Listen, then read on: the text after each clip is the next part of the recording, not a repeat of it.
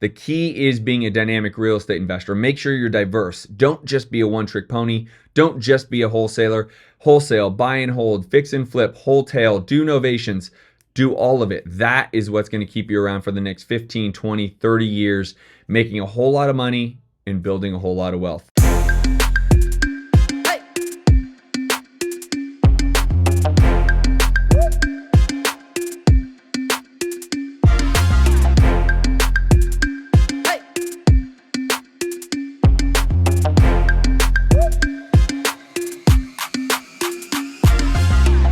Yo, welcome back to the Science of Flipping podcast. I am your host, Justin Colby, and this episode is about my top 3 ways to do creative finance deals as the market is changing. Make sure you stay tuned.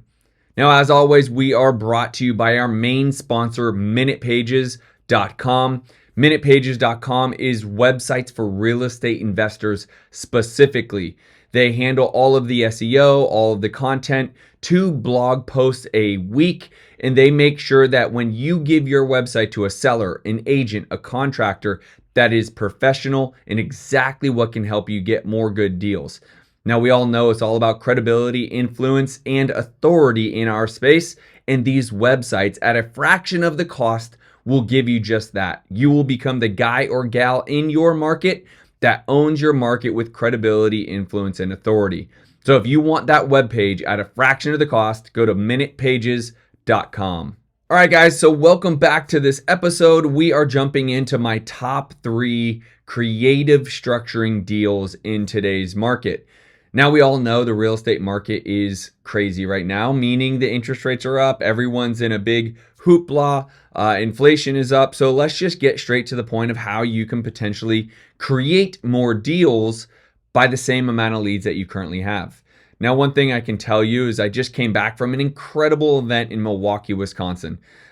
Such a great crowd there. Tony Romero, his partner Scott, they put on an incredible event, top notch through and through. The speaker lineup was phenomenal. And I will say that one of the big takeaways is people are out marketing, creating leads, but their conversion is down. And the reason why their conversion is down, not because the sellers necessarily want too much money, but it's because they aren't able to actually get a price that their end buyer is willing to take.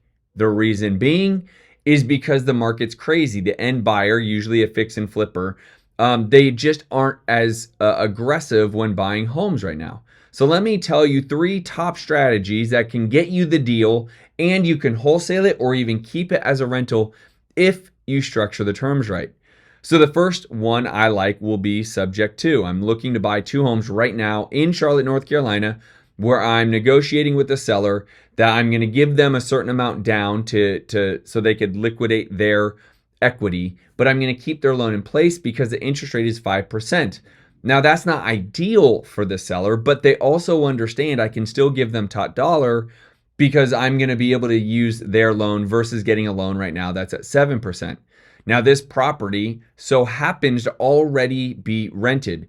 They run a BRRRR model in terms of the investor I'm buying it from. So they've already bought it, they remodel it, they already have a renter. So for me, it's just an ROI, right? I'm looking at the cash on cash return. So I made an offer, giving them their equity out of the home. I keep the loan in place, and we're hoping to finalize that this week. I'll keep you posted. So subject to is going to be my number 1 way to approach this. My number 2 way to approach this right now will be novations. We're doing a really good job being able to contract properties at a higher price that the sellers want because the properties don't need a massive amount of work. Now, novations very specifically have been around for a very long time. I've been novating houses for the better part of 10 years. The difference being is the definition today has changed from what it was years ago. So now essentially what I'm doing is I'm getting the rights to market the property even on the MLS with the novation language. Once I have the novation agreement, then I can actually not just market it to my buyers, but I also get the authorization to market it on the MLS.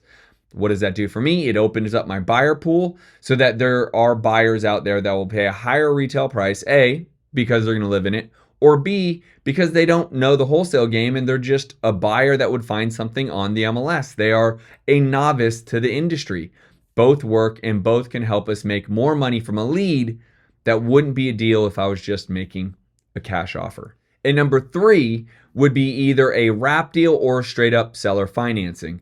Right now, I'm actually looking in negotiating with the seller where they own the home free and clear, and I'm looking to help them understand what it would look like for them to become the bank and sell me the property.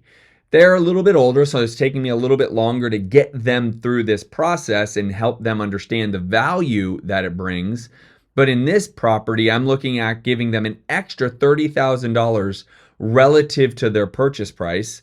They want $589. I'd be giving them roughly $615 or $620 as built-in interest, meaning every payment I make moving forward will be principal payments only. There will be zero interest, principal payments only, and a 5-year balloon. Well, that's 60 months of me paying principal payments only, so I'm going to have a decent amount of equity over the next 5 years because I'm paying down the principal with no interest.